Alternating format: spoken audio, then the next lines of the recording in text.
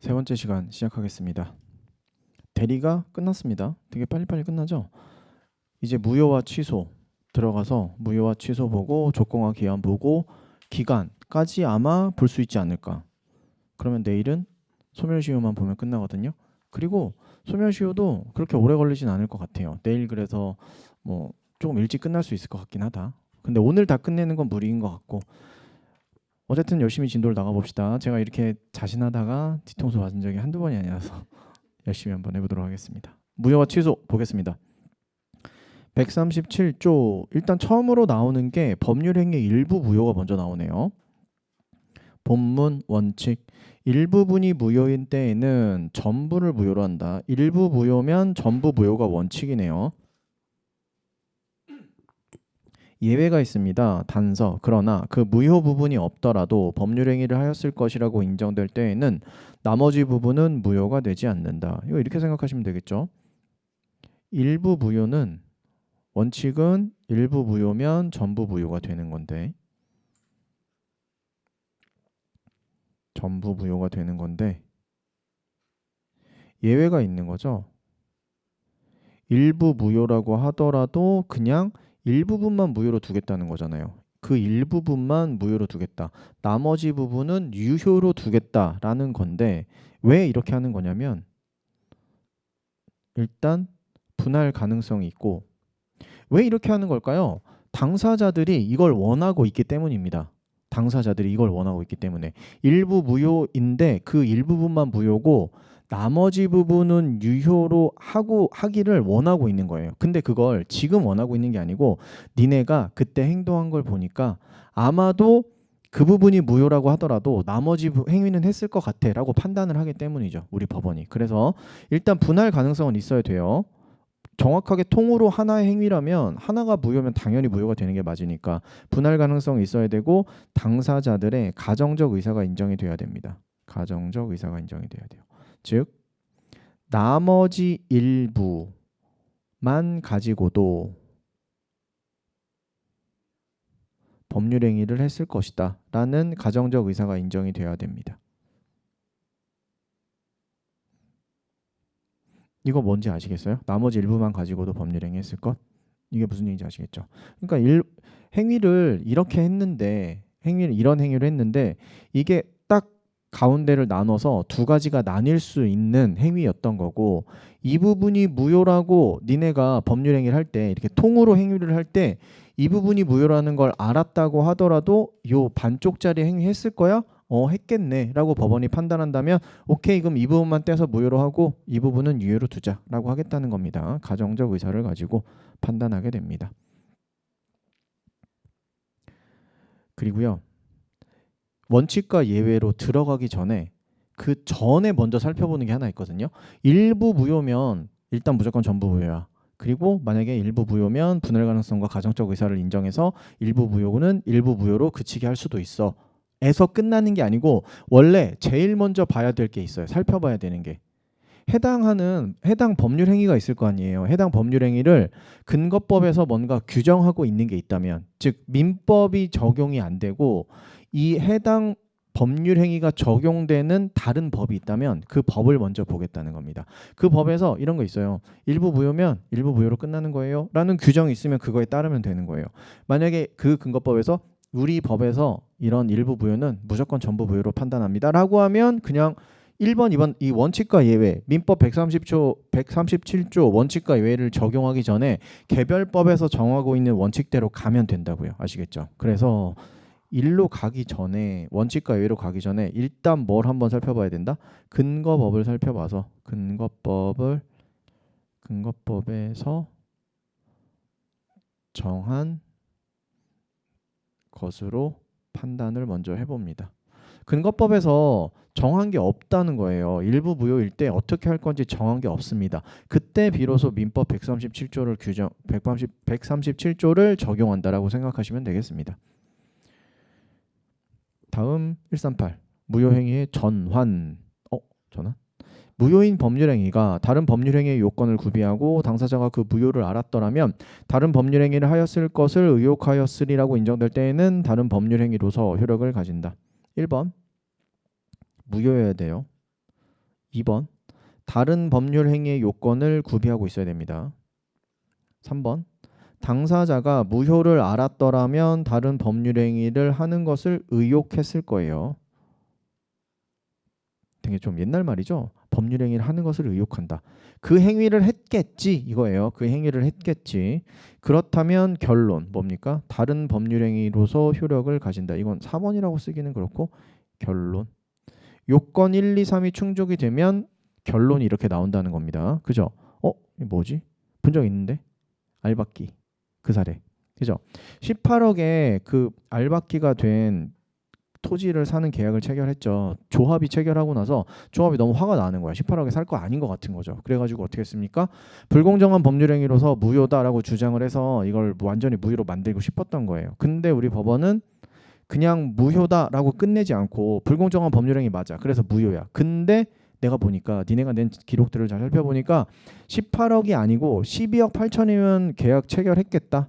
그러니까 12억 8천에 매매계약 성립한 겁니다. 결론 딱 내렸잖아요. 그게 바로 무효행위의 전환이죠. 18억짜리 행위는 104조 위반으로 무효죠. 근데 다른 법률행위 요건을 구비하고 있어요. 12억 8천을 매매 대금으로 하는 매매 계약의 요건을 구비하고 있는 거예요. 그리고 무효를 알았어. 불공정 법률 행위여서 무효라는 걸 당사자들이 알았다면 아마 그냥 12억 8천에 결혼하면 안 되죠. 계약 체결했겠지라고 했을 때 다른 법률 행위였어. 12억 8천의 매매 계약으로서 효력을 가지게 되는 겁니다. 아시겠죠? 결혼이 왜 붙었을까요? 왜 그런 걸까? 참 별일이네. 가정적 의사. 가정적 의사. 그래서 여기는 결론 이렇게 나오면 됩니다. 불공정한 결론이 아니고 시험에 이것보다 훨씬 많이 나오는 거. 전환은 무조건 이게 시험에 나오잖아요. 불공정한 법률 행위여서 무효면 뭐가 적용될 수 있다? 무효행위 전환에 관한 규정이 적용될 수 있다. 이게 맨날 시험에 나오는 거 아닙니까? 전환에서 시험에 제일 많이 나오는 건 이거예요. 이거. 104조 위반 무효, 138조 전환 가능. 이게 제일 많이 나오죠. 다음 140조 보겠습니다. 무효행위의 추인. 무효인 법률행위는 추인하여도 그 효력이 생기지 않습니다. 알고 계셨죠? 네. 무효행위의 추인은 원래 인정이 안 되는 거예요. 원칙입니다. 원칙. 안 돼요. 그러나 당사자가 무효임을 알고 추인한 때에는 새로운 법률행위로 본다. 무효임을 알고 추인해야 되고요. 그리고 우리 판례는 요건을 하나 더 요구하고 있습니다. 그게 뭡니까? 무효 원인이 해소되어야 한다라는 요건을 하나 더 추가하고 있습니다. 우리 판례가 요구하는 요건, 법에서 요구하고 있는 요건은 무효임을 알고 추인할 것, 판례가 요구하고 있는 요건은 무효 원인이 해소된 이후일 것. 그래서 우리 이거 알고 계시죠? 103조 위반, 104조 위반, 강행법규 위반은 무효잖아요. 무효거든요. 이거 무슨 무효라고 보통 얘기해요? 절대적 확정적 무효라고 하고 추인 같은 거 안 된다고 보거든요. 근데 그 이유가 뭐 때문이라고요? 무효 원인이 해소가 될 수 없기 때문이라고요. 원래 그러니까 103조 위반, 104조 위반, 강행규정 위반이어서 무효라고 하더라도 당사자가 무효임을 알고 무효 원인이 해소가 되었다면 추인이 되는 게 맞아요. 근데 103조 위반, 104조 위반, 강행규정 위반에서 무효인 경우는 무효 원인이 해소가 될 수가 없습니다. 그래서 절대적 확정적 무효라고 이야기하는 거예요. 그러니까 추인도 안 되고. 아시겠죠? 103조 위반이 무효 원인이 해소되려면 뭡니까? 선풍기에 반하지 않는 행위로 돼야 되는 거예요. 어떤 행위가. 그렇게 될 수가 없는 거 아닙니까? 아니 됐다고 해볼게요. 일단 뭐 예를 들어서 뭐라고 해볼까? 또 장기 매매 계약 해볼까요? 장기 매매 계약이 선풍기 위반이잖아요. 근데 과거에는 선풍기 위반이었는데 지금 와서 보니까 이제는 장기 매매 계약을 허용하기도 했고 사람들의 인식도 다 바뀌어가지고 장기는 원래 매매가 되는 거라 이렇게 생각이 됐어요.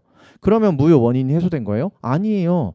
시간을 되돌려서 장기 매매 계약이 있었던 시점에 사람들이 그렇게 생각을 했어야 되는 거예요. 그래야지만 그 무효 원인이 해소되는 거 아닙니까? 그거는 안 되는 거잖아요. 그때는 그게 선풍기 위반이었으니까. 지금 와서 어떻게 생각하는 게 뭐가 중요합니까? 그때 그렇게 인식이 됐었어야지. 이해가 되시죠? 그러니까 무효 원인 해소가 안 되는 거예요. 103조 위반은. 그래서 걔를 이제 최종적으로 결론을 내린 게 절대적 확정적 무효고 추인이 불가능하다라고 하는 겁니다. 근데 되게 이상한 시험에서 한 번 나온 적이 있거든요. 103조 위반, 104조 위반, 강행규정 위반 중에 하나였는데 무효 원인이 해소가 되고 무효임을 알고 추인해서 추인이 된 사례가 하나가 있었어요. 그게 나온 적이 있어요. 한 번. 어쩌라는 거냐? 안 된다. 아시겠죠? 안 되는 이유는 중요하지 않아요. 뭐 무효 원인 해소가 안 돼서 안 되는 거는 그냥 이해하기 위한 용어고 일단 아셔야 됩니다. 요거랑 요거 두 개 요건이 충족돼야지만 무효인 법률행위가 추인이 될 수 있고 그때 장래유다.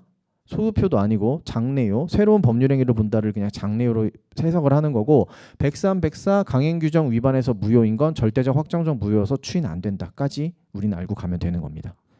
그거에 대한 함의를 한번 설명드려 본 겁니다. 새로운 법률행위로 본다라는 거에서 소급표 없음.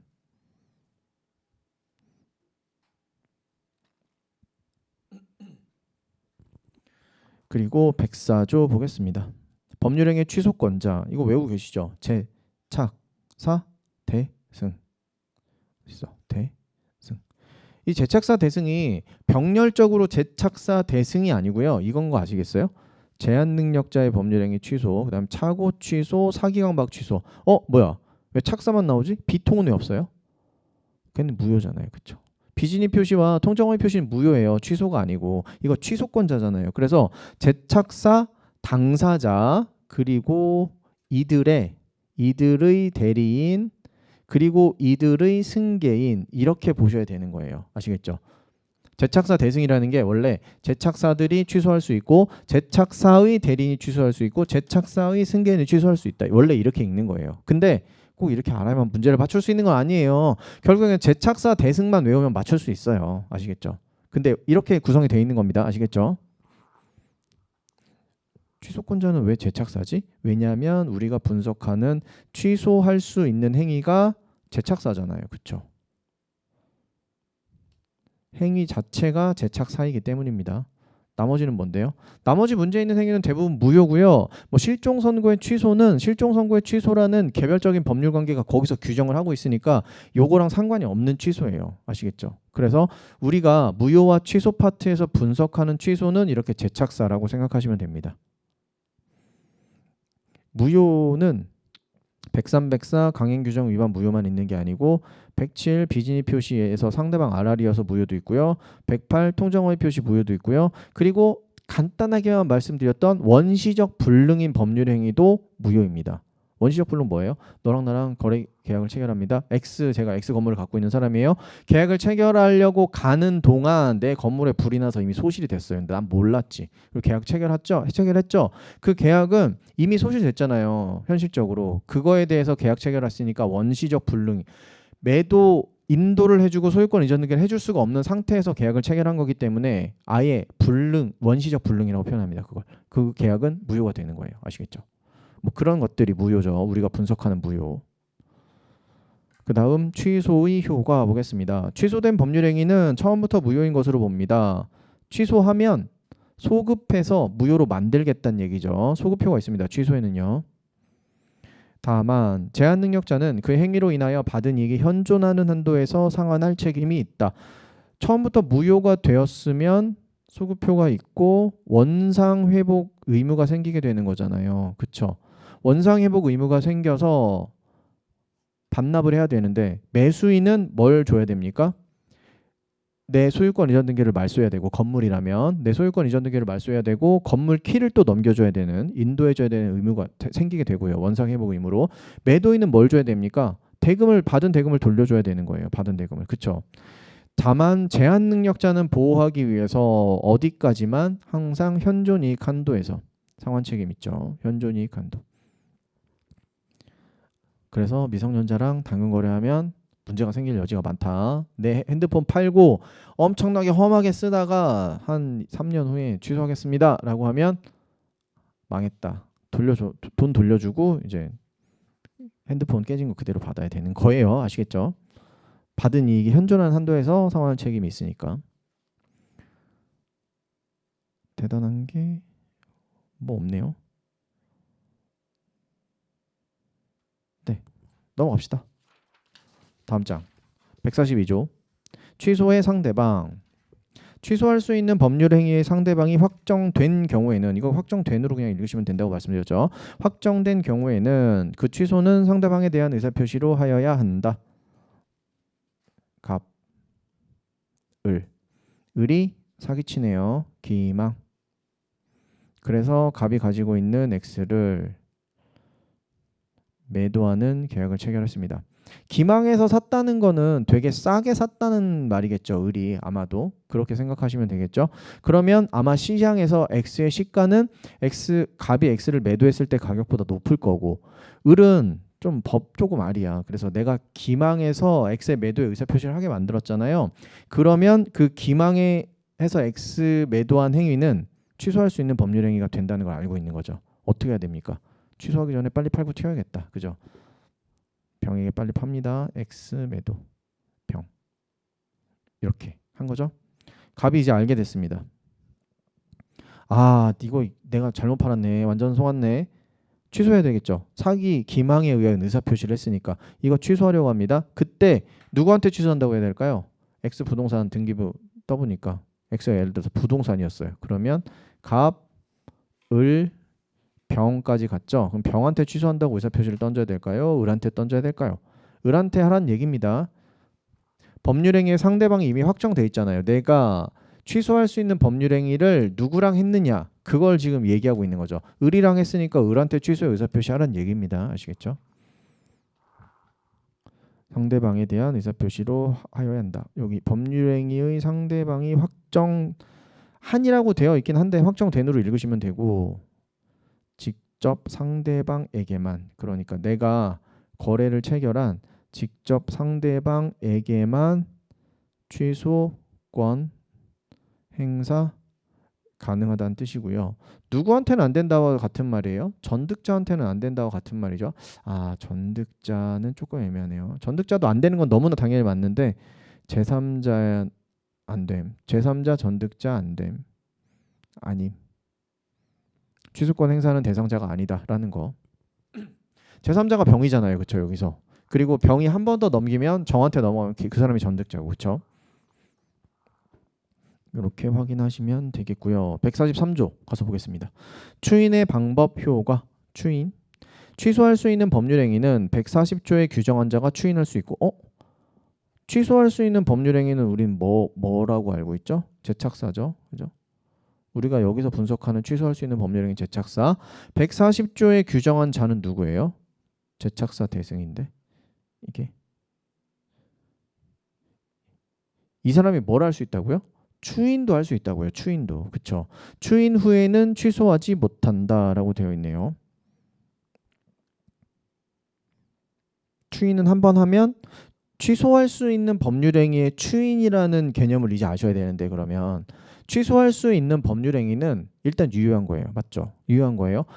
추인을 하는 순간 유효한 걸, 원래 추인이면 무효를 보통 유효로 바꾸는 건데, 취소할 수 있는 법률행위는 원래부터 유효인데 추인하면 유효 제곱인가? 어떻게 하는 거? 뭐예요 도대체? 취소권 포기라고 말씀드렸죠. 그래서 취소권을 포기하는 거.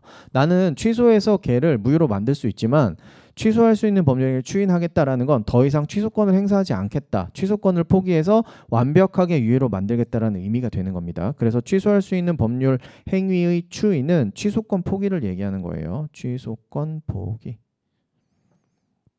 그래서 추인을 하게 되면 완벽하게 유효가 되는 거고 더 이상 취소는 안 되는 겁니다. 2항 전조의 규정은 전항의 경우에 준용한다. 전조 누구한테 하라고요? 취소하려면 직접 상대방에게 해라. 추인하려면 직접 상대방에게 해라. 이 얘기네요. 2항은 직접 상대방에 대해서 하세요. 144조 추인의 요건 보겠습니다. 추인은 취소의 원인이 소멸된 후에 하여야만 효력이 있다. 나왔다. 드디어. 아까 전에 143조 1항에서 좀 이상하지 않았어요? 여기서? 뭐가 좀 이상하냐면 얘가 좀 이상하지 않아요? 제한능력자가 추인할 수 있고라고 읽히잖아요. 그쵸? 제한 능력자가 추인을 할 수 있대요. 이제 당근 거래하면서 이렇게 하면 되겠다. 당근 거래 미성년자랑 하고요. 미성년자한테 추인하세요. 추인하실 거예요? 안 하실 거예요? 이거 추인하실 거예요? 거절하실 거예요? 물어보고 추인하면 오케이. 143조 1항에서 140조의 규정한 자가 추인할 수 있다고 했으니까 제한 능력자가 추인하면 되는 거잖아요. 맞죠? 맞잖아요. 여기 143조 1항까지 읽어보면 이것도 성립이 되잖아요. 근데 이게 뭐에 의해서 막히죠? 144조에 의해서 막히잖아요. 144조가 뭡니까? 추인의 효력이 있으려면 취소의 원인이 소멸된 후에 해야만 효력이 있는 건데 제한 능력자가 계약을 체결해서 취소할 수 있는 법률행위라는 건 제한 능력자가 그 행위를 했기 때문 아닙니까? 그죠? 그거를 추인하려면 제한 능력자가 추인하려면 어떻게 돼야 돼요? 취소의 원인이 없어지면 가능하죠. 취소의 원인이 지금 뭐예요? 제한 능력자라는 거잖아요. 그럼 제한 능력자인 게 없어져야 되죠. 능력자가 되면 되겠네요. 그쵸? 그러니까 제한 능력자가 추인을 143조 1항에 따르면 할 수 있긴 해. 근데 효력은 없죠. 왜? 취소의 원인이 아직 살아있으니까. 이해가 되시죠? 어떤 건지. 취소의 원인이 소멸되어야 됩니다. 그리고 우리 판례는 요건을 하나 더 요구하고 있죠. 취소할 수 있는 법률 행위임을 알고 할 수 있는 법률 행위임을 알고 해야 됩니다. 그래서 결국에는 요건이 똑같아졌어요. 뭐와 똑같아졌습니까? 무효행위의 추인과 똑같아졌어요. 무효행위의 추인도 원인 소멸 알고, 취소할 수 있는 법률행위의 추인도 원인 소멸 알고예요. 맞죠? 똑같아요. 대신 판례가 요구하고 있는 게 이거라면 취소에서는 법에는 이거 규정하고 있고 무효인 법률행위의 추인에서는 얘를 법에서 규정하고 있고 얘가 판례가 요구하는 요건입니다. 어쨌든 두 가지 요건이라고요. 둘 다. 알고 이게 문제가 있는 행위구나. 알고 취소의 원인에서 소멸 아니면 무효인 법률행위 그 무효의 원인 소멸 그 상태에서 해야 된다는 겁니다. 효력이 있다. 그렇다면 또 문제가 생길 수 있네. 틀림없이 제착사 대승이 추인할 수 있다고 그랬잖아요. 그쵸? 거래 한번 해봅시다. 미 여기 매수인 을 상대방 이 사람은 미성년자 아닙니다. 매도인 X 매매계약 체결했습니다.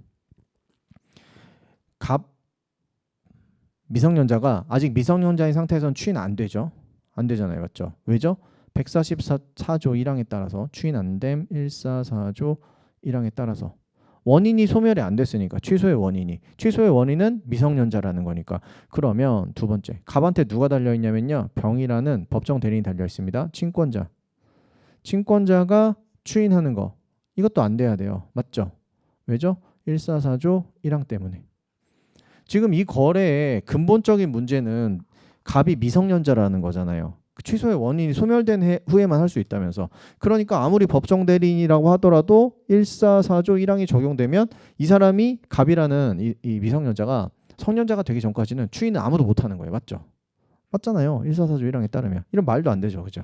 그래서 법정 대리인이 추인을 할 수 있어야 되겠죠. 법에 넣어놨잖아요. 2항.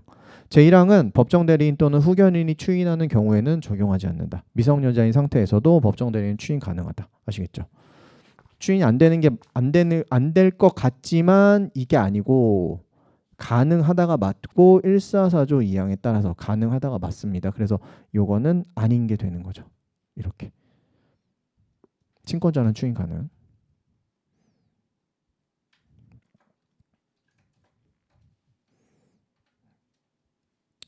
(145조) 보겠습니다.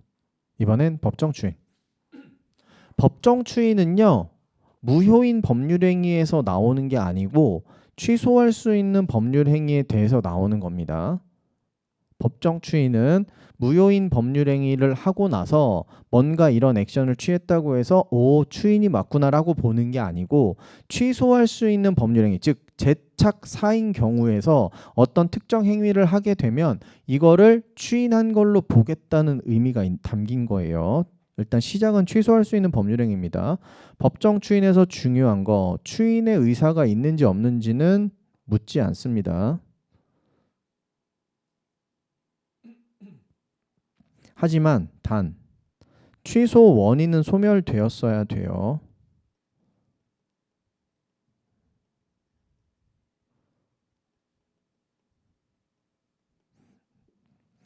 취소할 수 있는 법률행위에 관하여 전조의 규정에 의하여 취소할 수 있는 후에 여기 이렇게 요런 말이 있기 때문에 전조의 규정에 의하여 추인할 수 있는 후라는 건 취소 원인 소멸이라는 걸 얘기하는 거죠. 아니면 취소 원인이 소멸되지 않았다고 하더라도 법정 대리인이 이런 행위를 한다든지 이렇게 생각하시면 됩니다. 다음 각호의 사유가 있으면 추인한 것으로 봐버립니다. 그러나 이 의를 보류한 때에는 그러하지 않습니다.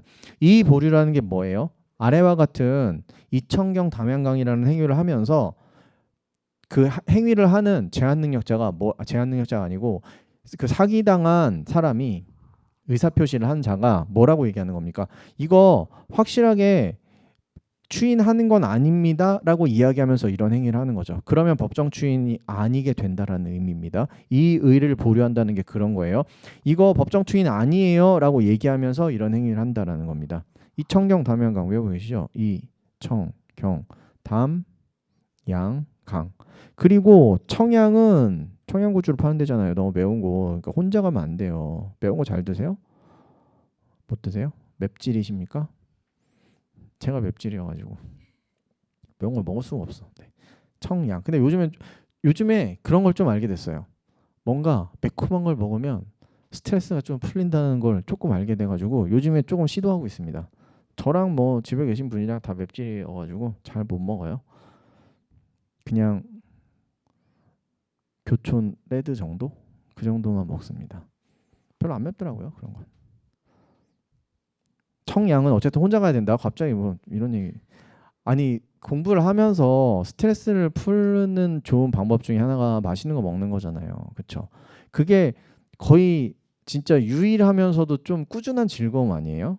잠자는 것과 그거 두 개밖에 없으니까 먹는 게 항상 되게 핫 이슈라서 맛있는 거를 많이 드세요. 수험 기간 동안은 그거밖에 별 없는 것 같아요. 뭔가 새로운 거 하지 마시고 뭔가 새로운 재미를 찾아서 뭔가를 하려고 하시면 끝이 없어요. 시간이 너무 낭비가 되고 그러니까 맛있는 것만 드세요. 맛있는 것만 찾아서. 너무 찾아서 드시려도 또 안 되겠네요. 그죠? 한참 막 저기까지 가고 막 이러면 안 되니까. 청양은 혼자 가야 된다. 이게 무슨 얘기냐면 전부나 일부의 이행 같은 경우는 내가 이행을 하는 경우나 상대방이 이행을 하는 걸 받는 것도 다 법정 추인이 된다는 겁니다. 여기서 내가가 누구냐면 기망을 당한 사람이라고 생각하시면 되고요. 기망당한 표의자와 상대방 요거를 세팅해 놓고 보시면 제일 편해요. 기망당한 표의자가 뭐 했어요? X를 매수하는 계약을 체결했겠죠. 아니면 강박이어도 상관없고 갇혀가지고 옥장판 사온 거죠. 그죠? 옥장판 사와가지고 집에 와서 보니까 어쩔 수가 없다. 괜히 내가 이거를 취소한다는 의사표시를 하면 집으로 막 찾아올 것 같아. 어떻게 해야 됩니까? 그냥 돈 보내야겠다.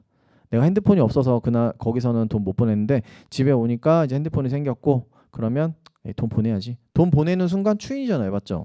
내가 한 X 매수의 의사표시, 기망에 의한 의사표시니까 취소할 수 있었는데 취소권을 행사할 수 있음에도 불구하고 뭐 한 겁니까? 돈 보냈으면 추인이죠. 추인하겠다는 명시적인 의사표시를 하지 않았다고 하더라도 이렇게 하면 추인으로 보겠다는 겁니다. 아니면 상대방이 이렇게 했어요. X 옥장판 산다고 계약 다 체결하고 가. 옥장판을 들고 가지는 마 대신 내가 보내줄게. 상대방이 집에 왔어요. 집에 왔는데 취소 의사표시 안 하고 상대방이 보냈습니다. 택배로 보내서 받았어요. 받고 그래 물건 받았다 생각을 하고 아무런 이의도 제기하지 않고 있으면 추인이라고 보겠다는 겁니다. 그러니까 내가 이행을 한다든지 아니면 상대방이 이행한 걸 받았어. 수령을 하는 순간 이거를 뭘로 보겠다? 법정 추인으로 보겠다는 겁니다. 이행의 청구는 누구만 할 수 있다고요? 취소권자만 해야 되는 거예요. 내가 집에 왔어. 집에 와서 옥장판 보내주세요라고 얘기를 하면 추인하겠다는 거죠. 나는 취소할 수도 있었는데 옥장판 보내주세요라고 했으니까 추인하겠다는 거죠. 근데 상대방이 예를 들어서 대금 보내주세요라고 한 것만 가지고 추인으로 볼 수는 없을 거 아니에요. 나는 대금 보내주세요라고 상대방이 하더라도 나는 뭐 할 수 있어요? 안 보내드리고 취소하겠습니다 할 수 있잖아요. 그렇죠? 그러니까 이행의 청구한 것만 가지고 법정 추인으로 볼 수는 없다는 겁니다. 이행의 청구를 받고 내가 이행을 하면 145조 1호에 의해서 법정 추인이 되는 거고 아시겠죠? 이행을 하게 되면 상대방이 이행 청구를 한 거를 그냥 의사표시를 수령했다라고 해서 법정 추인이 되는 건 아니라고요. 너무 당연하죠. 그 다음에 3호는 경계. 채권자로서 내 채권을 갈아 넣는다든지 아니면 채무자로서 내 채무를 바꾼다든지 경계라는 건 채권 채무를 바꾸는 걸 얘기해요. 바꾸겠다는 건 그 채권 채무가 생긴 계약은 오케이 하겠다는 거잖아요. 그래서 얘도 법정 주인. 담보의 제공 옥장판 사는 계약을 체결하고 와서 대금을 내가 지급을 해야 되잖아요. 근데 대금 지급은 못 해주겠어. 돈이 없어서. 근데 나한테 뭐가 있죠? X 건물이 있어요. X 건물에다가 저당권 심어드릴게요. 추인이죠. 그죠? 아니면 상대방이 담보 제공하는 걸 받아줘. 제가 지금 옥장판을 바로 못 보내드리니까 X 건물 가지고 있거든요. 그쪽에다가 매수인의 저당권 심어드릴게요. 아, 알겠습니다. 아, 무슨 옥장판에 저당권. 옥장판 만개라고 하면 되잖아요. 옥장판 만개 계약 체결했다고 하면 되잖아요. 그렇죠? 그래서 그거 내가 돈 지급을 지금 못하니까 내 건물에다가 담보권 설정해 주겠다. 그 옥장판 만개 계약 추인하겠다잖아요. 상대방이 옥장판 만개를 한 번에 못 보내주니까 자기가 가지고 있는 X에다가 내 담보권 심어주겠다. 그래, 알겠어. 계약 추인하겠다잖아요. 그쵸? 담보 제공하거나 받거나 둘 다. 그 다음 5번 5호 취소할 수 있는 행위로 취득한 권리의 전부나 일부의 양도 가지고 왔습니다. 옥장판 당근에 올려요. 그죠? 추인이죠. 상대방이 이번에는 이렇게 생각하셔야 됩니다. 옥장판을 산 게 아니고 내 거 뭐랑 교환한 거예요. 내 거랑. 내가 가지고 있는 건물과 X가 어디로 가야 됩니까? 1로 가야 되죠. X가 1로 넘어가고 건물을 1로 가고 옥장판 만개를 받아온 거죠. 이렇게 된 겁니다. 상대방이 X를 다른 제3자한테 넘겼다고 해서 기망당한 표의자가 이 계약을 추인하겠다는 의사표시가 있다라고 볼 수 있습니까? 상관없잖아요. 상대방이 X를 넘긴 게 무슨 상관입니까? 나는 이런 계약을 속아서 체결하고 집에 와서 이제 뭐 하면 되는 거죠? 이거 취소하겠습니다. X 다시 돌려주시고요. 옥장판 가져가세요라고 하면 되잖아요. 근데 이 만개를 당근에 올리면 그러면 추인하겠다는 게 맞죠. 근데 상대방이 X를 다른 사람한테 팔았다고 해서 기망당한 표의자가 추인한다라고 볼 수는 없는 거잖아요. 뭐 하면 되죠? 기망당한 표의자는 모르겠고 요거는 취소하겠습니다라고 하면 되는 거잖아요. 그렇죠? 물론 병이 선의의 제3자면 보호되는 건 그건 다른 얘기고 아시겠죠? 강제 집행을 하는 것 받는 것 다 똑같아요. 마찬가지. 하는 것 받는 것. 강제 집행한다는 건 뭔 얘기일까요? 이렇게 샀어. 아까 전에 예를 들어서 돈을 빌려주는 계약을 체결했다고 할까요? X 기망당한 표의자가 금전 대여를 해줬다고 합시다. 금전 대여를 해줬어요. 그러면 나는 취소해서 내가 빌려준 돈 내놓으세요라고 하면 되는데 취소를 안 하고 그 사람이 가지고 있는 뭐 부동산을 집행을 들어가는 거죠. 그거 팔아서 돈 받아야겠다라고 하는 건 내가 속아서 돈 빌려준 그 계약은 일단 유예로 만들겠다는 거 아닙니까? 그렇죠? 아니면 상대방이 나한테 강제 집행 들어왔는데 그거에 대해서 이의를 제기하고 막 다투려고 안 하고 그냥 가만히 있으면 그것도 마찬가지로 그 계약을 유예로 보겠다, 추인하겠다라는 의미가 있는 겁니다. 그래서 그냥 별거 없어요. 청약만 이청경 담양강 외우시고 청약만 누가 할 수 있다? 취소권자만 하는 것만 법정 추인이다. 딱 그거 두 개만 아시면 푸는데 그렇게 어렵진 않으실 겁니다. 저는 이걸 이해시켜 드리기 위해서 사례를 들어서 설명드렸는데 사례까지 나오면서 시험 문제 내지는 않는 것 같아요. 그냥 이청경 담양강 정도 알면 풀 수 있는 문제만 나오는 것 같습니다. 146조 취소권의 소멸을 보겠습니다. 취소권은 추인할 수 있는 날로부터 3년, 법률행위 한 날로부터 10년 내 행사해야 한다. 이거 건드리는 숫자죠. 근데 얘를 뭐 생뚱맞게 5년, 뭐 7년 이렇게 바꾸지는 않는 것 같고 뭘 바꾼다고요? 위치를 바꾼다. 추인할 수 있는 날로부터 10년, 법률행위를 한 날로부터 3년 뭐 이런 식으로 바꾸는 건 제법 나옵니다. 확인하시고요. 이제 그럼 무효와 취소 끝났는데 여기서 무효와 취소에서 재밌는 거 하나 해야죠.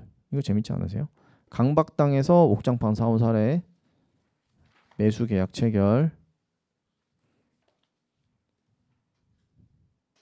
체결하고 집에 왔어요. 집에 오면 집에 왔다는 건 뭘 의미하는 거죠? 더 이상 강박 상태는 아니라는 걸 의미하는 거죠. 강박 상태에서 벗어났습니다. 강박 상태에서 벗어났다는 건 일단 취소 원인이 소멸되었다라고 봐야 되겠죠. 강박 상태에서 벗어났으니까. 그리고 나는 이게 취소할 수 있는 법률 행위라는 걸 알고 있어요. 이제 뭐 합니까? 취소권을 행사해야죠. 얼른. 강박 상태에서 벗어났으니까 취소권 행사를 하면 취소권 행사는 무슨 효력이 있죠? 소급표가 있잖아요. 그렇죠? 소급해서 무효로 만들어버리는 소급표 무효 효력이 있는 거죠. 몇 조입니까? 취소권 소급표 앞에 있나요? 141조. 네.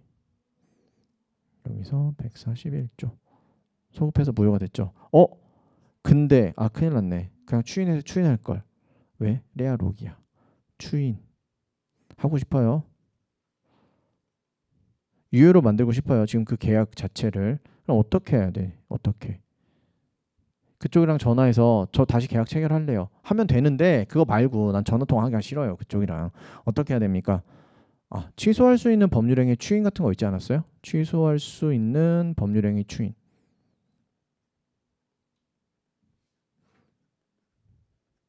몇 조에 있습니까? 취소할 수 있는 법률행위의 추인은 143조에 있죠.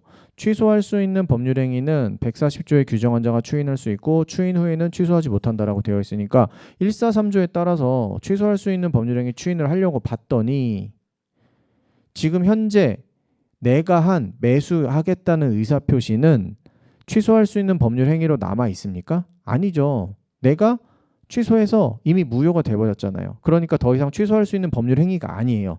이건 불가능, 불가. 그럼에도 불구하고 난 뭐 하고 싶다고요? 추인하고 싶다고요. 그럼 뭐 해야 돼요? 무효로 바뀌었으니까 무효인 법률행위 추인하면 되는 거잖아요. 무효인 법률행위 추인 하면 되는 거 아니에요? 몇 조입니까? 얘는 찾읍시다. 139조. 그죠?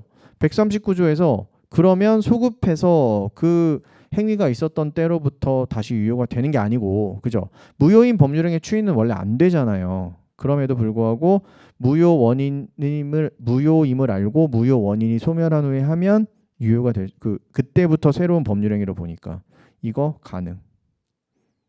그러면 언제? 이때 다시 새로 성립한 법률행위가 되는 거죠. 그럼 보세요. 체결했을 때 일단 유효예요. 유효 하다가 취소권 행사하면 이제 효력이 없어져요. 맞죠? 무효 가다가 무효인 법률행위로 추인하면 이때부터 다시 유효로 바뀌게 되는, 이렇게 되는 거죠. 그래서 저는 이 사례를 보면서 이게 되게 자주 나오는 사례인데 그냥 법 알못일 때와 법을 좀 공부했을 때 차이가 좀 나는 것 같다라는 생각이 드는 게 일반 사람들한테는 뭐가 중요해요? 그래서 추인되는 거야 안 되는 거야. 이게 중요하잖아요. 말장난 같지 않아요? 취소할 수 있는 법률행위 추인은 안 돼. 근데 무효인 법률행위로서 추인은 돼. 결국에는 유효가 된다는 거잖아. 이럴 거 아니에요. 그러면 우리도 법 알못일 땐 그랬단 말이에요.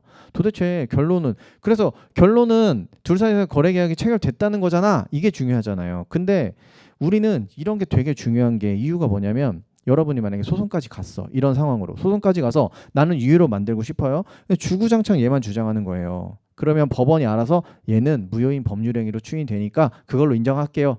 안 해준다고요. 변론주의 원칙, 당사자가 주장하지 않으면 인정 안 해준다는 겁니다. 그래서 이런 게 되게 중요한 거예요. 내가 주장을 해야만 법원에서 판단을 해보고 맞네요. 논리적으로 보니까 이거는 가능하겠네요. 오케이, 추인됐습니다. 내가 주구장창 이것만 주장하면 얘는 법리상 지금 될 수가 없습니다. 안 돼요. 무효가 되고 끝날 수가 있는 겁니다. 이해가 되시죠? 그래서 이런 게 되게 중요해요. 중요해.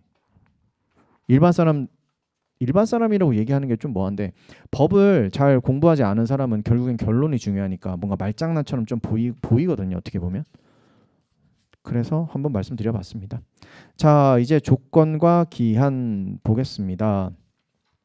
조건 성취의 효과 1항 정지 조건 있는 법률행위는 조건이 성취한 때로부터 효력이 생긴다. 조건 성취 효력 발생이죠. 발생. 그래서 정지 조건은 조건 성취 효력 발생이라는 2단계를 채택하고 있습니다. 왜 정지 조건이라는 이름이 붙었을까요? 효력의 발생을 잠깐 정지시켜 놓고 있어요. 뭘로? 그 조건으로. 대표적인 건 뭡니까? 합격하면 X건물 증여하겠다. X건물 증여라고 만약에 조건이 안 달려 있으면 X건물 증여라는 계약이 그냥 체결된 것에 불과하잖아요. 체결되고 끝나는 거잖아요. 그러면 X 소유권 이전 등기 청구권을 행사할 수 있는 사람이 증여를 받은 사람, 수증자한테 있는 거란 말입니다. 그렇죠? 근데 X건물 소유권 이전 등기 청구권이 그 정지조건부 법률행위를 했다고 해서 바로 생기는 건 아니죠. 언제 생기는 겁니까? 조건이 충족돼야지만 생기는 거잖아요. 그러니까 조건으로 효력 발생을 잠깐 정지시켜 놨다라고 해서 정지 조건이라고 표현합니다. 아시겠죠? 말씀드린 적 있을 거예요. 해제 조건 있는 법률행위는 조건이 성취되면 효력을 잃게 됩니다. 이건 3단계로 보셔야 된다고 그랬어요. 그래서 얘도 똑같이 2단계로 생각하면 좀 어렵습니다. 일단 효력을 발생시키고요. 해제 조건부 법률행위를 하는 순간 효력을 발생시키고 해제 조건이라는 게 성취가 되면 발생한 효력을 소멸시키는 이런 3단계를 가지고 있다라고 생각을 하셔야 됩니다. 그래서 우리는 이렇게 읽죠. 불합격을 해제 조건으로 하는 1억 증여 계약. 이제 이것 좀 이해되시죠? 우리가 현실에서 쓰는 말은 아니잖아요. 내가 1억 증여할게. 열심히 공부해서 꼭 합격해. 만약에 불합격하면 그거 토해내야 된다. 이렇게 얘기한단 말이에요. 그걸 법률적으로 읽었을 때 불합격을 해제 조건으로 하는 1억 증여 계약. 이렇게 있습니다. 효력 발생, 증여가 있었고 조건이 불합격이 된다면 발생했던 증여의 효력을 없애겠다라고 보시면 되는 거죠. 다음 3항. 당사자가 조건 성취의 효력을 성취 전에 소급하게 할 의사를 표시한 때에는 그 의사에 의한다. 원래 조건 성취하면 그제서야 뭐가 생기는 거죠? X 매매 계약이 체결된다라고 해봅시다. 그럼 X 매매 계약이 체결되는 시점은 조건 성취 시점입니다. 근데 계약서에 이렇게 넣는 거죠. 조건이 성취가 되면 X 매매 계약이 체결되는데 그래서 조건이 성취가 되면 X 매매 계약일은 오늘로 보겠다. 가능하다고요. 가능하다고요. 아시겠죠? 당사자가 조건 소급표 있다라는 거. 기한에선 안 되죠, 이거. 기한이라는 거는 원래 본질상 언제라는 게 정해져 있고 정해져 있는 확정 기한도 있고 아니면 다가올 시기가 정확하게 확정되어 있지는 않지만 반드시 도래하는 불확정 기한이라는 것도 있단 말입니다. 그러니까 기한의 본질적인 개념은 특정 시점이 굉장히 중요한 거란 말이에요. 근데 그 시점을 당사자의 의사로 소급시키는 건 기한부 법률행위라는 기한이라는 본질에 반하기 때문에 인정을 안 합니다. 말도 안 되는 거라고 그랬잖아요. 우리 둘이서 24년 1월 1일부터 24년 12월 31일까지 임대차 계약을 체결합니다.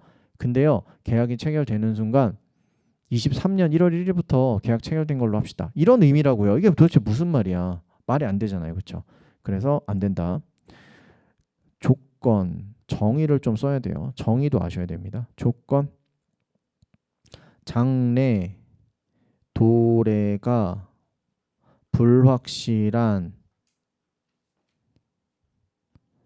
사실에 법률행위 효력의 발생이나 소멸을 의존시키는 법률행위의 부관을 말합니다. 조건과 기한을 법적으로 부관이라고 둘 다 표현해요. 이렇게. 중요한 건 뭐겠어요? 불확실이죠. 장래 도래 불확실. 기한은 장래 도래가 확실한 사실에 효력의 발생 소멸을 의존시키는 부관을 얘기하는 거고요. 아시겠죠? 그래서 제가 수험생분들한테 이런 얘기를 많이 말씀을 드립니다. 합격하면 뭐 X를 증여한다, 아니면 1억을 증여한다. 이런 행위는 정지조건부 법률행위잖아요. 맞죠? 여러분은 이거를 뭘로 만드셔야 되냐면 확정기한부 법률행위로 만드셔야 되는 거예요. 아시겠죠? 장래 도래가 확실해야 된다고요. 이게 장래 도래가 불확실하면 안 된다는 겁니다. 합격이 장래 도래가 확실해야 되죠. 그리고 불확정 기한이면 언제 도래가 될지 모르잖아요. 그죠? 그러니까 확정 기한으로 해서 내년에 완전히 합격이 되는 거야. 나는 무조건. 그렇게 돼야지만 얘가 확정 기한부 법률행위가 되는 겁니다. 아시겠죠? 본질은 이건 뭐죠? 정지조건부 법률행위죠. 우리 수험생의 입장에서 얘는 확정기한부 법률행위가 되는 게 제일 좋은 거예요. 아시겠죠? 좀 이해가 되시죠? 이제 어떤 건지. 수험생분들한테 가끔씩 드리는 말씀입니다. 조건부 권리의 침해 금지. 조건 있는 법률행위의 당사자는 조건의 성부가 미정한 동안에 조건의 성취로 인하여 생길 상대방의 이익을 해하지 못한다. 합격 X 징역. 조건 있는 법률행위죠. 지금 정지조건부 법률행위고 조건의 성부가 미정한 동안입니다. 합격이 아직 되고 있지 않은 상황인 거죠. 그때 조건의 성취가 되면 X 징역의 효력이 발생하는 거죠. 생길 상대방의 이익, 조건의 성취로 인하여 생길 상대방의 이익, X 징역의 효력이 나는 거니까 X 소유등 청구권이 생기는 거죠. 청구권이라고 생각하시면 되고 X 소유권 이전 등기 청구권을 해하는 행위를 하면 안 된다는 거네요. 지금 누가 누구한테 주기로 이렇게 했어요? 갑이 을한테 야, 을, 너 합격하면 내가 X 증여할게 라고 이야기를 한 거죠. 그리고 나서 그 다음날 X에다가 뭐 하는 겁니까? 다른 사람한테 돈 빌리면서 X에다가 가등기 심어 놓는 거예요. 그쵸? 그러면 을이 합격하더라도 지금 어떻게 되는 겁니까? X, 갑, 소유. 그 다음에 합격을 해서 이, 을, 소유 이렇게 깔끔하게 가야 되는데 지금 갑이 뭐 한 거예요? 여기다가 병, 가등기 잡아놓은 거잖아요. 그쵸? 그럼 나중에 이 계약에 따라서 을 소유가 되더라도 병이 본등기를 하게 되면 가등기와 본등기 사이에 있는 이 기타 등기는 다 없어지니까 침해를 당하게 되는 효과가 생기는 거죠. 그런 거 막겠다가 바로 148조 내용이라고 생각하시면 됩니다. 그 다음 149조 조건부 권리의 처분 등 조건의 성취가 미정한 권리 의무는 마찬가지입니다. 정지조건부 권리라고 쓸게요. 정지조건부 권리는 뭐야? 정지조건부 법률행위라고 아까 얘기했잖아. 정지조건부 법률행위는 방금 전에 보셨던 것처럼 합격하면 X 증여하겠다. 고 정지조건부 권리는 내가 합격을 정지조건으로 해서 X를 소유권 이전 등기를 청구할 수 있는 권리라고 생각하시면 됩니다. 합격을 조건으로 해서 X 소유권 이전 등기 청구권, 합격을 조건으로 하는 이렇게 생각하시면 되는 거예요. 정지조건부 권리는 일반 규정에 의하여 처분이랑 담보가 많이 나오죠. 처분과 아니면 담보를 할 수 있다. 이게 뭡니까? 갑이 을한테, 아버지가 아들한테 을 합격하면 X 줄게, X 증여해 줄게 라고 아버지 알겠습니다. 계약서 좀 써주시죠. 계약서 알았어. 계약서 딱 써줬어. 뭐 하는 거죠? 이거 가지고 은행에 가서 돈 빌리는 거 아니에요. 저 합격하면 X 건물 생기거든요. 이거 저당 잡아 드릴 테니까 얼마까지 대출해 주실 수 있습니까? 라고 얘기하는 거. 담보로 할 수 있다. 담보로 할 수 있다는 사실 두 가지 해석이 가능하다고 주석서에 써 있어요. 첫 번째가 이제 난놈. 이건 난놈이긴 해요. 을이 합격하면 X 증여를 받을 수 있는 계약서를 받아서 그걸 가지고 은행 가서 돈 빌리는 거. 그걸 담보로. 두 번째는요. 아버지가 계약서 써주시니까 그걸 가지고 얘기하는 겁니까? 아버지, 제가 아버지를 어떻게 믿습니까? X를 어떻게 할지 제가 어떻게 알아요? 그러니까 X에다가 일단 제 저당권 좀 하나 넣어주세요. 라고 얘기하는 거. 두 가지로 해석이 가능하다라고 합니다. 불속성 효자인 것 같긴 하지만 어쨌든 담보로 할 수 있다. 아시겠죠? 무슨 얘기인지? 148조 149조 법조문 되게 자주 나오죠? 그리고 응용돼서 나옵니다. 뭘로 응용돼서 나오는지 아세요? 기한부 법률행위로 응용돼서 나옵니다. 얘는 148조는 이렇게 읽는 거죠. 기한 있는 법률행위의 당사자는 기한의 도래가 미정한 동안에 기한의 도래로 인하여 생길 상대방의 이익을 해하지 못한다로 해서 나오고요. 149조 기한의 도래가 미정한 권리 의무는 일반 규정에 의하여 처분 상속 보존 또는 담보를 할 수 있다. 이런 식으로 나오는 거예요. 아시겠죠? 몇 조에서 이야기하고 있냐면 154조에서 이야기하고 있어요. 이거 한지 얼마 안 돼서 좀 기억이 잘 나시나요? 이거? 154조에서 148조와 149조의 규정은 기한 있는 법률행위에 준용한다라고 되어 있잖아요. 그래서 148조, 149조를 제가 방금 기한 있는 법률행위를 넣어서 읽은 거예요. 아시겠죠? 얘가 시험에 엄청 자주 나와요. 자주. 아시겠죠? 기한으로 바꿔서. 그래서 154조를 통해서 읽는 법을 알아두십시오. 그 다음 150조 조건 성취, 불성취에 대한 반신의 행위. 조건의 성취로 인하여 불이익을 받을 당사자가 신의 성실에 반하여 조건의 성취를 방해한 때에는 상대방은 그 조건이 성취한 것으로 주장할 수 있다. 조건의 성취라는 건 건물 완공입니다. 건물 완전히 짓는 거. 불이익을 받을 당사자, 불이익은 여기서 대금 지급이에요. 그러면 대금 지급을 해야 되는 당사자는 아마도 도급인이겠네요. 도급인이 신의성실에 반하여 조건의 성취를 방해했습니다. 조건의 성취는 건물 완공이니까 건물 완공을 늦췄네요. 늦추게 했네요. 뭐 어떻게? 신의성실에 반해서 출입을 막습니다. 공사 현장 출입 막음. 그래서 완공식이 늦춘 거예요. 완공식이 늦춤. 상대방 누구예요? 수급인이죠. 실제로 공사하는 사람. 공사하는 사람은 뭐라고 주장할 수 있다고요? 조건이 성취된 것으로 주장할 수 있다. 조건 성취가 뭔데요? 건물이 완공된 걸로 주장할 수 있다는 거예요. 건물 완공? 주장할 수 있다고? 자, 언제 조건이 성취된 걸로 주장할 수 있느냐가 중요한 건데 이거는 이렇게 읽습니다. 신의성실에 반하는 그 방해라 그랬잖아요. 출입을 막았다는 방해. 이 방해가 없었으면 조건이 성취되었으리라고. 조건이 성취되었을 시점에 조건이 성취한 것으로 주장할 수 있다. 네가 방해 안 했으면 벌써 한 달 전에 완공이야 라고 이야기할 수 있다는 겁니다. 이해가 되시죠? 그래서 비교합시다. 빨간색으로 하면 중요한 것 같은데 뭐 안 중요한 건 아니니까. 방해한 시점 X. 방해한 시점에 조건이 성취한 것으로 주장하는 게 아니고요. 네가 방해 안 했으면 1개월 전에 완성됐을 거야 라고 주장할 수 있다는 겁니다. 네가 3개월 전에 방해했으니까 방해했을 때 바로 조건 성취가 아니고요. 아시겠죠? 그 다음에 2항.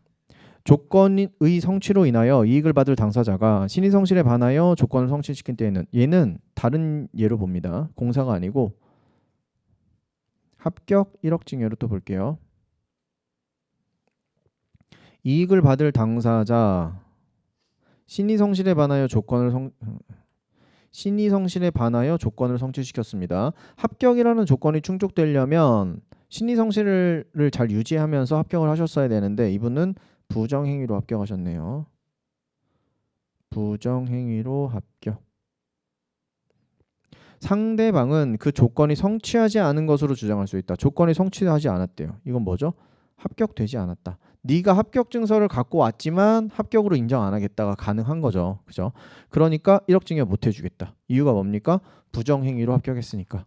1항과 2항은 이 두 가지 예를 가지고 법조문을 잘 알아두시면 돼요. 얘도 마찬가지로 시험에 나오는 건 법조문입니다. 구체적인 사례가 아니고. 구체적인 사례는 법조문 이해하기 위해서 설명드린 거고요.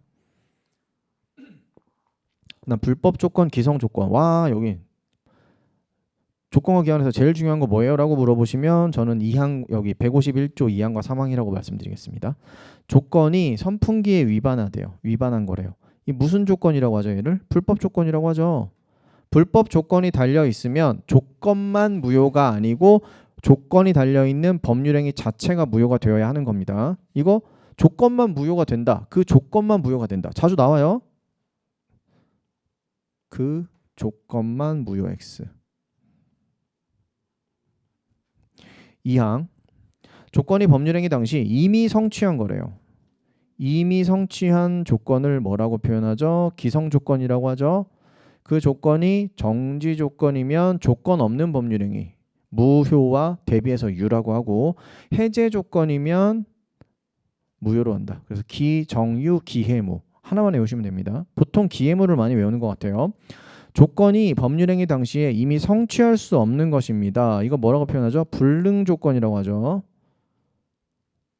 불능 조건이 해제 조건이면 유고요. 정지 조건이면 무로합니다. 불해유, 불정무 하나만 외우시면 되죠. 4개 중에 하나만 외우면 나머지 3개는 저절로 찾을 수 있겠죠. 그죠? 뭐가 외우실 겁니까? 뭐가 입에 많이 붙어요? 저는 이 부분이 좀 헷갈리는 부분이에요. 저한테는. 그래서 볼 때마다 기정무였나? 기해무는 좀 입에 많이 들어오는데 기정이 나오면 아 무였나 유였나 좀 왔다 갔다 하거든요. 볼 때마다 계속 그래가지고 저 나름대로 외우는 법을 하나 또 알고 있긴 한데 좀 창피해서 말씀드릴까요? 하나만 알면 된다 그랬잖아요. 4개 중에 하나만. 제가 옛날에 대전에 살았었어요. 초딩 딩초 잼민이 때까지. 그래가지고 대전이 제 마음속의 고향입니다. 성심당의 도시. 그래서 하나 팬이에요. 옛날에 빙그레 이글스 어린이 회원 막 이런 것도 하고 그랬거든요. 아 그래서 대전에서 살고 있을 때 대전에 혹시 살고 계신 분 계세요? 없어요? 영국은 거기서 사투리가 충청도는 많이 없어요. 있는 거라고 한 2개 정도 있어요. 겨 안 겨, 기어 아니요 그런 거 하나 하고 그다음 마지막에 좀 뭐 유로 끝나는 경우 좀 있어요. 뭐유 모유 뭐 이런 거 그래가지고 그래유 그거를 브레유 이렇게 하나 외워놓으면 제가 안 한다고 그랬잖아요. 창피해서. 브레유 하나 외워놓으면 나머지 다 알잖아요. 어쨌든 하나만 외우면 되잖아요. 저한테 좀 오는 게 이거야. 그래서 이것만 딱 떠올라. 그럼 나머지 다 맞출 수 있어요. 그래서 저는 이거 하나만 딱 외웠어요. 넘어가겠습니다. 안 한다. 창피한 2문자. 자, 152조 보겠습니다. 기한 도래의 효과. 시기 있는 법률행위는 기한이 도래한 때로부터 효력이 생긴다. 시기 스타팅 포인트죠. 그죠? 스타팅 포인트 효력이 생기고요. 종기라는 것은 엔딩 포인트라고 해야 될까요? 뭐 효력을 잃는다. 피니시 포인트 뭐라고 해야 될까요? 어쨌든 뭐 종기 엔딩 포인트가 맞는 것 같은데. 그다음 153조 기한의 이익과 그 폭이 기한은 채무자의 이익을 위한 것으로 추정된다. 추정 나왔다. 민총 다운받으셔서 추정 컨트롤 F로 찾으면 얘와 하나 동시사망 추정 2개 나옵니다. 나머지는 일단 다 간주라고 생각하셔도 되겠네요. 그렇죠? 추정을 간주로 바꾸고 간주를 추정으로 바꾸면 난이도 많이 올라갑니다. 그러니까 이 정도는 알아두세요. 2개 확실하게 추정인 것들. 기한의 이익은 포기할 수 있고요. 상대방의 이익을 해야지 못합니다. 이거 오답으로 뭐 많이 나오냐면요. 기한의 이익은 포기할 수 없다라고 그냥 나와요. 그냥 그렇게 나오면 틀린 거예요. 포기할 수 있어요. 대신 상대방의 손해를 보면 그 배상만 해주면 되는 겁니다. 아시겠죠? 대표적으로 뭐라고요? 그게 중도상환 수수료라는 거 있다 그랬죠. 이자부 소비대차에서는 채권자도 기한의 이익을 가지잖아요. 그렇죠? 기한의 이익이라는 건 돈을 빌려줬을 때 변제기를 정할 거 아닙니까? 1년이건 2년이건 그 동안 생기는 이익을 얘기하는 거고 채권자한테는 이자가 바로 그 이익이고 채무자는 변제기까지 원금을 갚지 않아도 되는 게 바로 기한의 이익이었습니다. 그러니까 이자부 소비대차에서는 채권자나 채무자나 둘 다 생기는 거예요. 맞죠? 그러니까 채무자가 미리 갚아버리면 언제나 채권자가 좋다고 하는 건 아니라고요. 왜냐하면 나는 만기까지 이자를 받을 이익이 있는데 그게 없어지게 되는 거니까. 그러면 단적으로 따졌을 때 내가 만기까지 받아야 되는 이자를 못 받게 됐으니까 그만큼 손해를 보는 거니까 너는 그걸 나한테 전부 다 주고 지금 해지하면 되겠다. 될 수도 있는 거예요. 아시겠죠? 중도상환 수수료가 그렇다고 해서 뭐 예를 들어서 20년 거치로 막 돈을 빌리면서 집을 사는데 중간에 한 7년 갚다가 갑자기 돈이 생겨가지고 원금을 다 갚는다고 해서 자 나머지 13년의 이자를 전부 다 이건 아니겠죠. 그건 아닐 건데 실제 금액은 모르겠지만 어쨌든 그런 게 있다는 겁니다. 돈을 갚는다고 미리 먼저 좋아하는 건 아니에요. 은행이 언제나. 그거에 대한 근거가 바로 얘라고 생각하시면 되겠습니다. 아시겠죠? 하나 살펴봤고 그러면 154조도 했고 법조문은 끝났는데요. 여기서 조금 더 말씀드릴 게 몇 개 있어요. 뭐냐면 일단 첫 번째로 증명책임. 정지조건부 법률행위 보겠습니다. 합격하면 1억 징역하겠습니다. 정지조건부 법률행위예요. 여기서 갑이 을과 을이 지금까지 했던 것처럼 합시다. 갑이 을한테 준다라고 했어요. 그러면 을이 이렇게 얘기하는 거죠. 1억 주세요. 처음에 이렇게 들어가면 돼요. 그냥. 왜냐하면 지금 문제를 요 내용을 좀 쉽게 설명드리기 위해서 요 부분이 조건 부분이 되게 희미해. 계약서에 있는지 없는지 잘 확실하지가 않단 말이에요. 이랬을 때 어떻게 하면 되냐면 을은 계약서를 제출하면서 보세요. 1억 징역 확실하게 써있죠. 갑이 을에게 1억을 징역한다 써있죠. 그러니까 1억 주라고 판결해 주세요 라고 하면 되는 겁니다. 그러면 갑은 뭐라고 하죠? 그 희미한 부분에 합격하면이라고 써있잖아요 라고 얘기를 해야 된다고요. 그럼 우리 뭐라고 표현하죠? 이 계약이 정지조건부 법률행위에 해당한다라고 증명해야 된다는 겁니다. 그냥 단순히 1억 증여하겠다는 그냥 법률행위가 아니고 합격을 해야만 1억을 증여하겠다는 정지조건부 법률행위에 해당한다라고 표현하는 거죠. 에 해당. 이거는 갑한테 유리한 겁니다. 그래서 그러면 을은 뭐라고 해야 되죠? 그래요? 정지조건부 법률행위였어요? 오케이 알겠습니다. 근데 제가 조건을 성취했습니다. 이걸 증명하면 되는 겁니다. 그래서 이쪽 저쪽 화살표 쏘는 쪽이 증명하는 건데 화살표 쏘는 쪽을 뭐라고 표현해요? 갑이라고 표현하고 을이라고 표현하진 않을 거잖아요. 그래서 정지조건부 법률행위에 해당한다라는 증명 책임을 지는 자는 여기에서 효과 발생을 다투는 자라고 표현하고요. 갑은 주기 싫은 사람, 을은 효력 발생을 주장하는 자라고 표현합니다.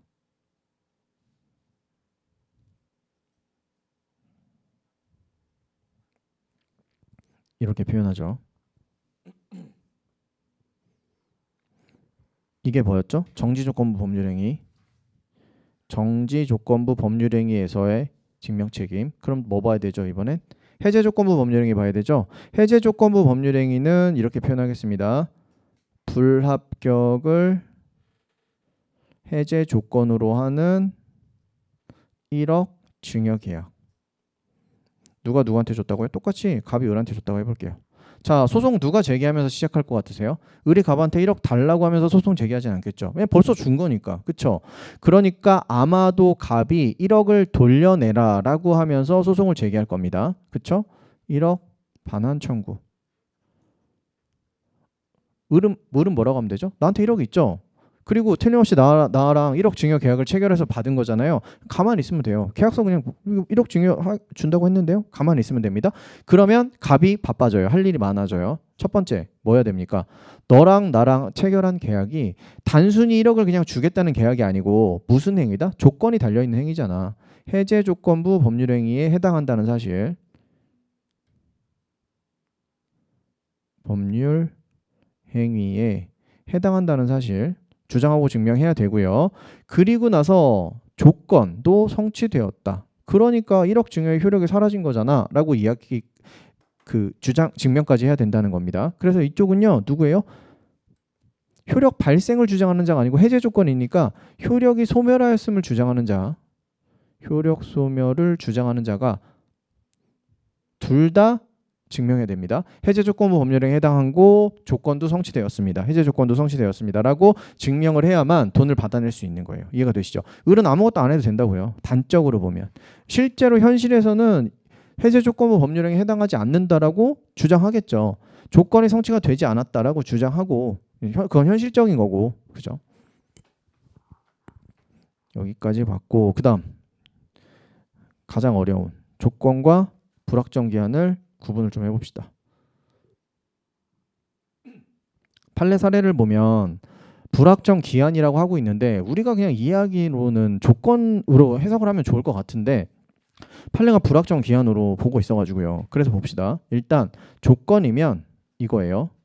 그 표시된 사실이 조건이 발생을 하지 않으면 법률행위의 효력도 없으면 되는 거예요. 맞죠? 표시된 사실이 발생하느냐 발생하지 않느냐. 발생하면 법률행위의 효력을 주면 되는 거예요. 표시된 사실이 뭔데요? 합격을 했으면 1억을 증여하면 되는 거고 합격이 안 됐으면 1억을 증여하지 않으면 된다고요. 이건 조건이에요. 그죠? 너무 쉬워요. 이건 조건이야. 이게 바로 조건이지. 불확정 기한은 뭐냐면 표시된 사실이 발생하면 당연히 효력을 줘야 되는 건 맞아요. 그런데 여기 말을 좀 발생을 안 한 게 아니고 발생하지 않는 것으로 확정되었습니다. 표시된 사실이 발생하지 않는 걸로 확정이 돼버렸어요. 더 이상 그거는 발생 가능성이 없어졌어요.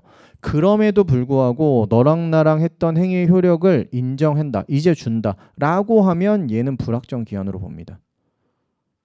이게 도대체 뭔 얘기야? 뭐였죠? 경기은행이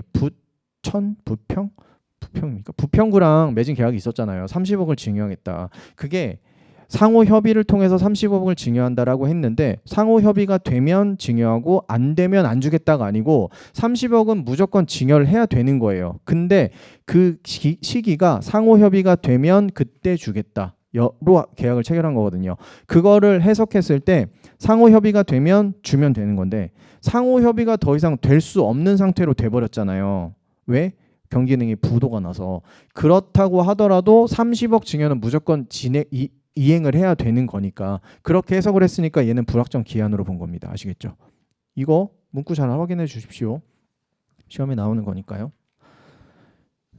알고 계시죠? 네, 기간까지 못한다. 여기까지 하시고 하고 다음 내일이죠. 내일 기간부터 해서 소면시효 해서 마무리 짓도록 하겠습니다. 오늘도 수업 듣느라고 수고하셨습니다. 내일 뵙겠습니다.